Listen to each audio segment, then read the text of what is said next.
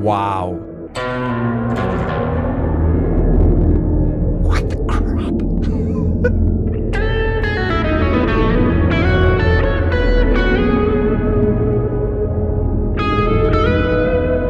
God.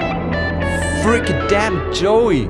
This is insane. Okay guys, this is a video on a brand new product you couldn't see so far because it wasn't released until today.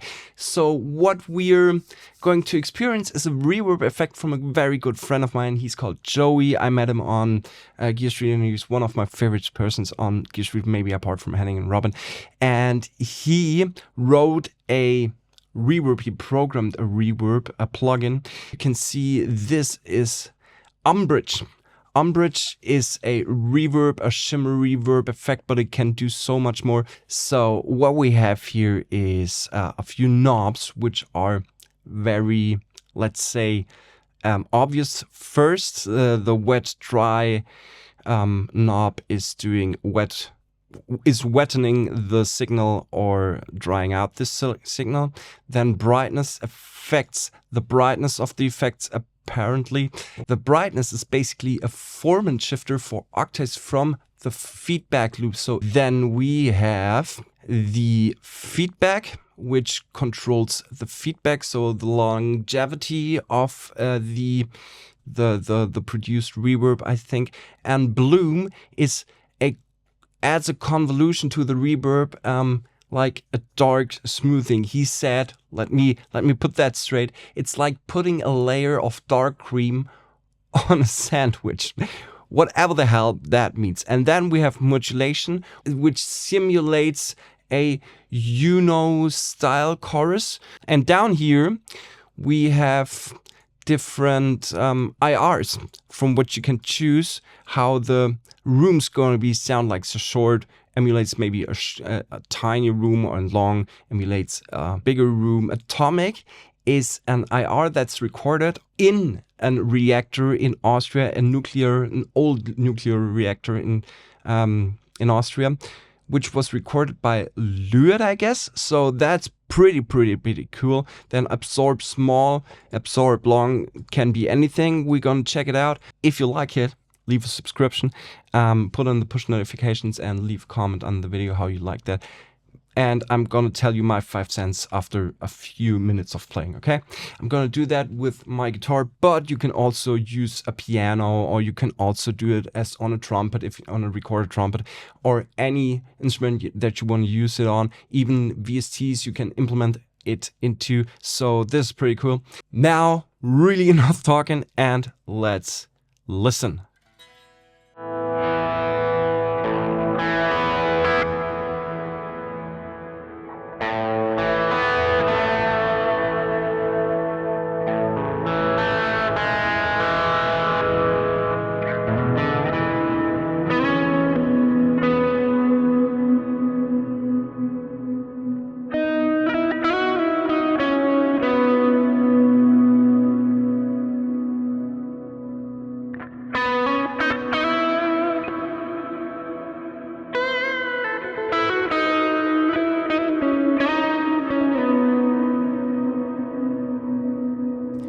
Listen to that darkness that you get when you turn on the bloom.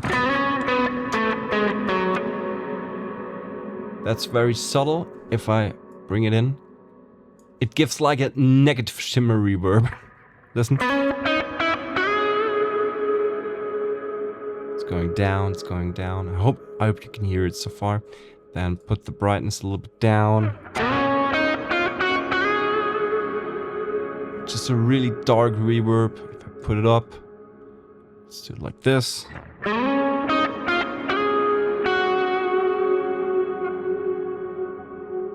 More highs are coming through. It's like you can hear a choir in the background. Can you hear that? Can you hear that? It's like a male choir singing in the background. It's just so cool. So cool. I really like that.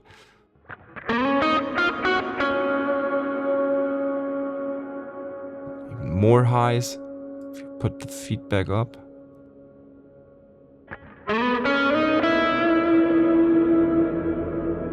Wow.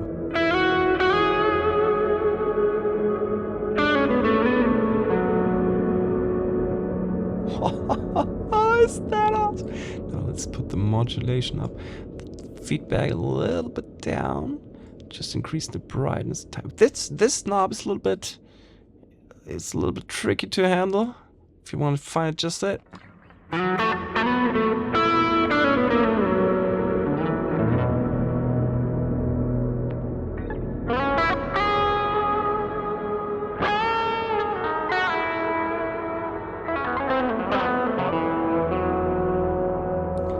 Wow. Okay, let's toggle a little bit through the... What? Did you hear that? Did you hear that? Wait.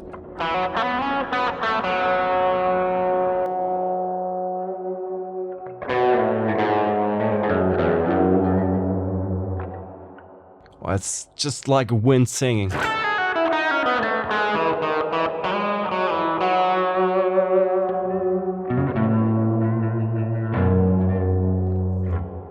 Let's go to long.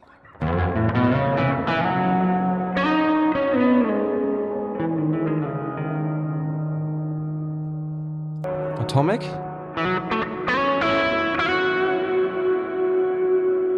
What the? That sounds awesome.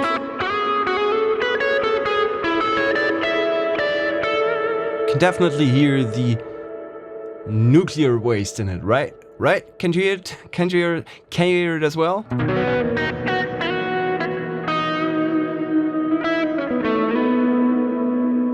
Absorb small. That richness down there.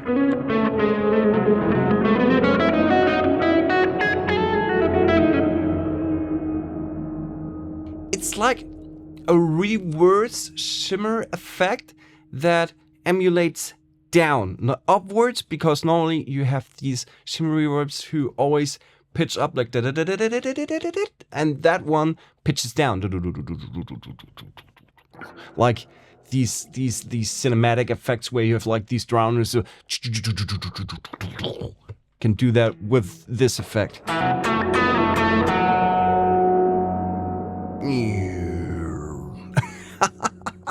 Absorb long. What the crap?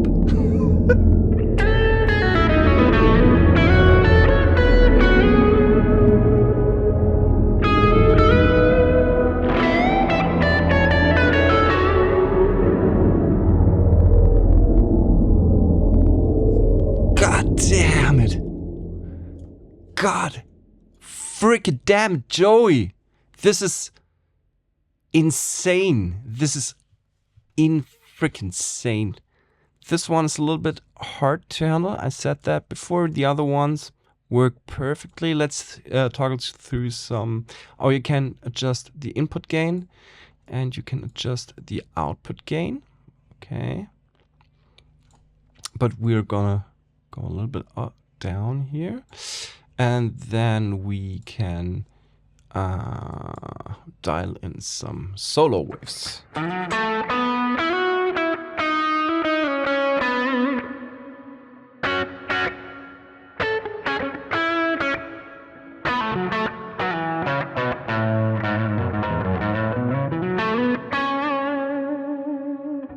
Pretty subtle.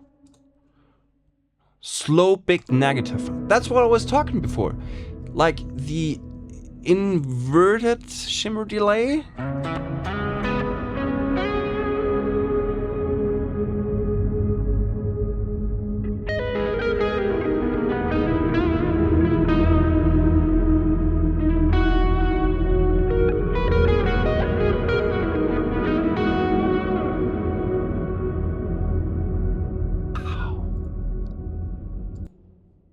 Short negative. So we have a short but downwards tilted reverb. Yeah, it goes quickly down like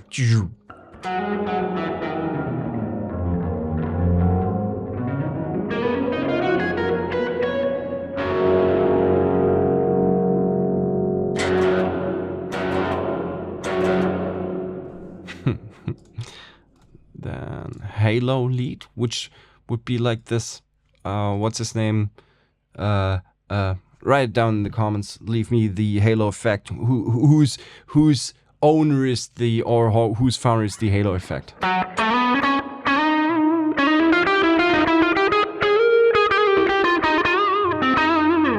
Therefore, we could need a little bit more.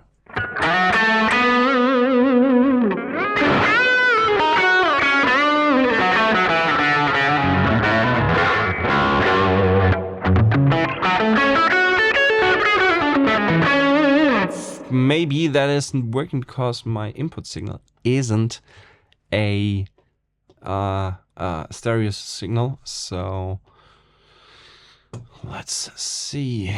Halo lead. What if I take the halo lead and make it atomic?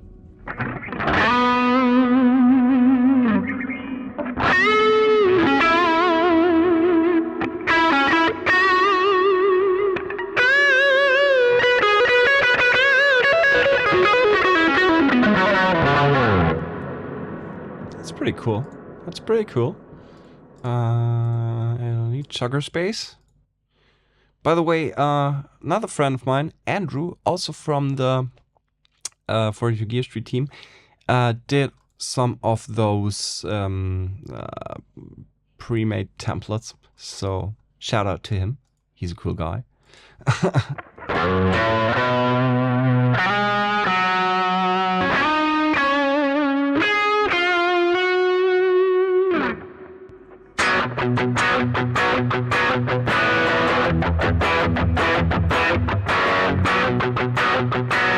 I think I should tune my guitar. Let me see.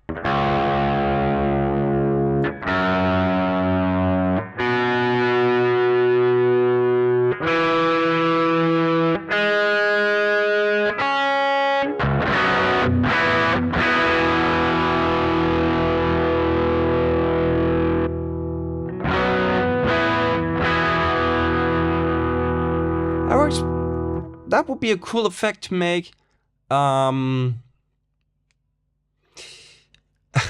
Words. It's late. I'm sorry. To make guitars sound a little bit more wider. Listen. With and without. Without I said. No, it doesn't work. It doesn't work. And then we have one or two.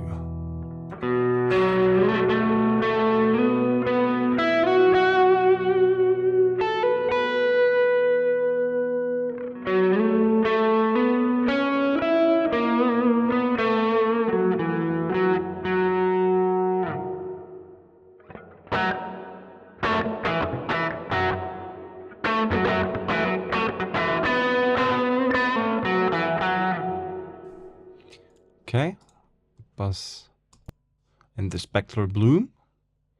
A lot of cream cheese. Well, what did I say? A lot of dark cream in a sandwich.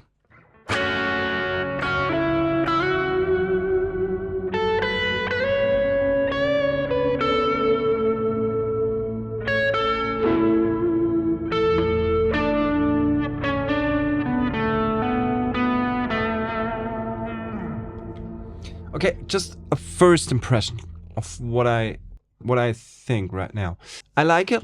I yet don't understand it. I have to experience it a little bit more to find my sounds, to find the right purpose for it. But from the first impression, what I got here, I really like it. And I'm not saying that because it's a friend. I think if you are searching for big ass and wide reverb effects, that might be your plugin, because in comparison to other products in that niche, it's pretty affordable. You can get it on Koki for like, I think 25, 26 bucks or even less. I don't know. I didn't look it up. I got the NFT. So because we're friends and he loves me and I'm gonna blow him every street. So did I say that? Oh no, I didn't say that. So but from the first experience, I really like what I heard. It works for different sceneries. It could be used for widening effects for guitars or strings in a production. It could be worked as effects to play around with different parameters, and then you do automatizations on it to boost your productions and stuff like that. So I think it's pretty versatile. It's certainly not a effect that you would just use for a guitar. It's an effect that you can use in so many ways, in so many layers. I like the sounds of it. Yet I didn't see a lot of flexibility to create dozens of sounds, but it doesn't need to be. So that's just my personal first experience. Tell me that I'm wrong in the comments, and thank you, Joey, for letting me experience this.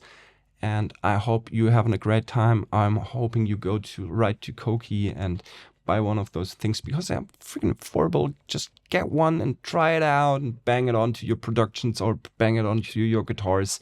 Create sceneries from Hollywood movies with this plugin and just have fun with it. With that said, I hope you're having a great time, and I'll catch you in the next hangout. Bye bye.